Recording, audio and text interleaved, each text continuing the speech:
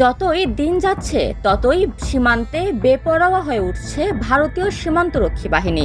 নিরস্ত্র শান্তিপ্রিয় বাংলাদেশিদের ধরে নিয়ে টর্চার করা, সীমান্তে অবৈধভাবে কাঁটাতারের বেড়া দেয়া, এমনকি বেড়ার মাঝে বোতল ঝুলিয়ে রাখা সহ এমন কোনো উস্কানিমূলক কাজ নেই যা করেননি তারা।